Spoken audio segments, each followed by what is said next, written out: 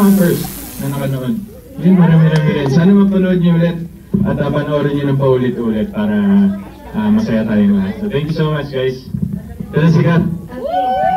Hello, good evening, Albanatics. Good evening, happy Friday.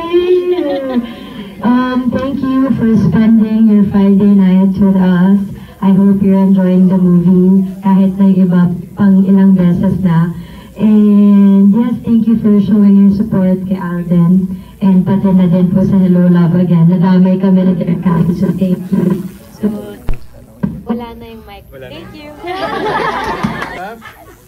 Gandang gabi. Ang aking last stop for today. I would like to thank Aldenatics for this block screening, and I think my Oxycure family is also here. Thank you guys, thank you girls. Sino mga first time?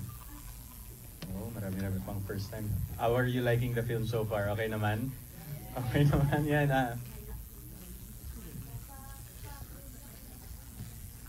Wala lang po magpipicture ng screen po Yes, thank you. Close muna. And hello guys, what's up? Gandang gabi. Ang aking last stop for today.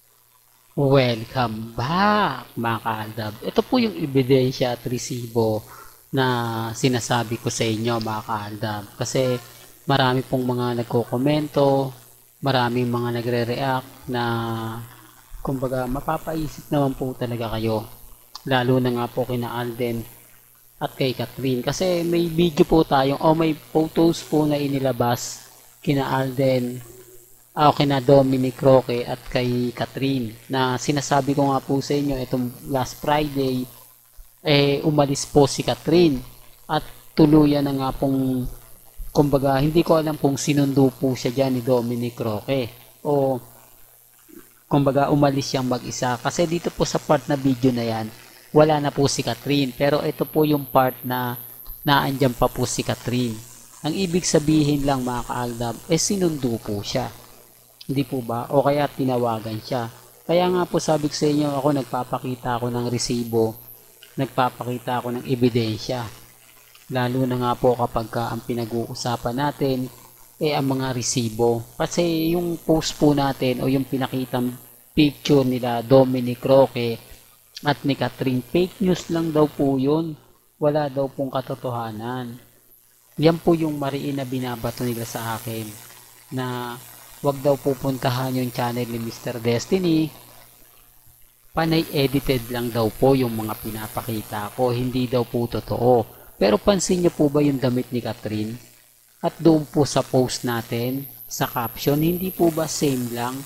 At bakit wala na po rito si Catherine Bernardo? Hindi po ba? Ako may kanya-kanya po tayong opinion. May kanya-kanya tayong pananaw. Wala naman pong pilitan, di po ba? Hindi naman po ako namimilit na pumunta po kayo sa channel ko tapos kinukumbinsi ko po kayo. Sabi ko nga po kung Aldab Nation ka since 2015, mas madali tayong magkakaintindihan at magkakaunawaan kasi ayaw na ayaw po talaga nila na may kumokontra po sa kanila. Ayaw na ayaw po nila na may naglalantad ng katotohanan na ang may relasyon talaga sina Catherine at si Dominic Roque. Kaya lang siyempre sino nga po ba si Mr. Destiny para paniwalaan nila?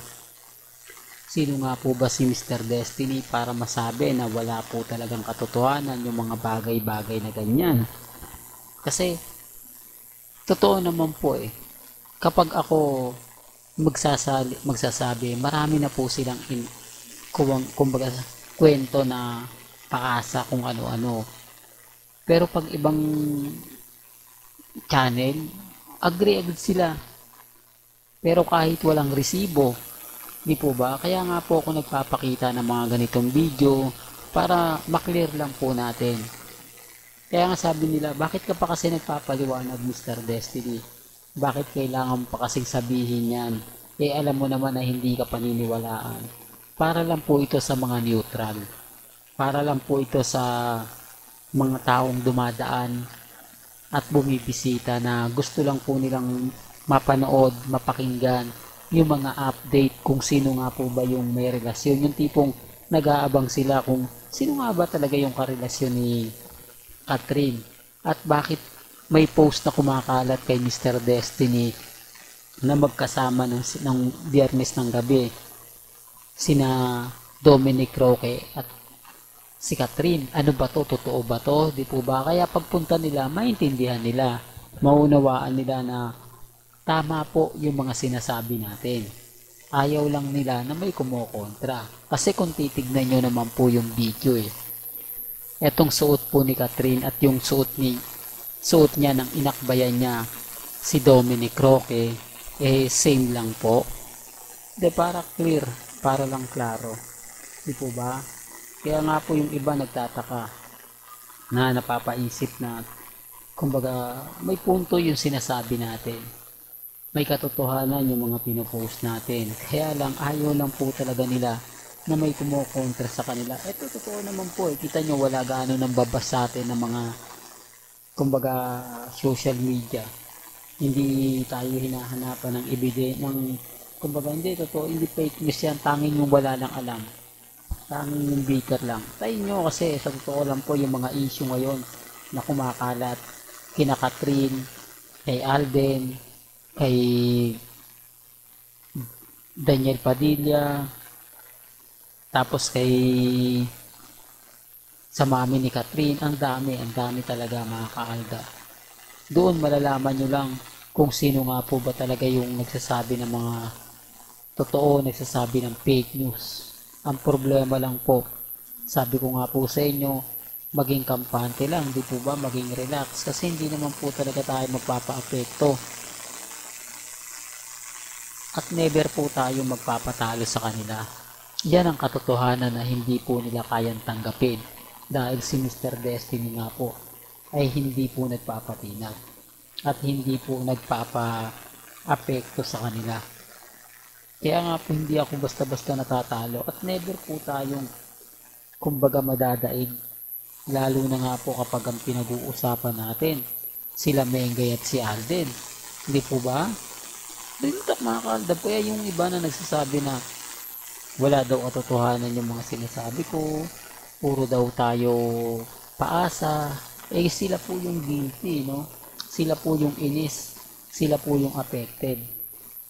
Real talk mga kaaldab, kaya yung mga magsasabi po na kumbaga Mr. Paasa po tayo, yan po yung mga taong hindi natanggap kasi konting panahon na lang naman hindi po ba magkakaalaman na. Malay nyo, gugulantangin na lang tayo. Hindi ko to sinasabi para po sa mga taong ayaw maniwala.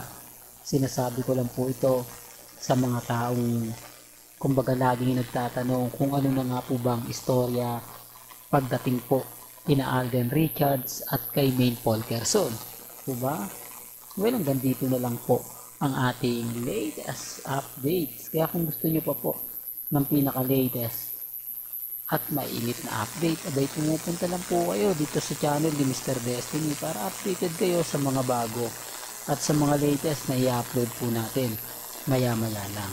Kaya kung bago ka lang sa channel na to at isa kang two-blooded Aldab Nation na nagmamahal kina Mengay at Isoy, tama po ang channel na pinuntahan mo, kaya consider na po kitang bagong subscriber. At huwag mong kalimutang i-share ang mga video po natin sa mga mami, sa mga titas, at sa mga senyor. Hanggang sa muli, salamat po sa panonood at pakikinig.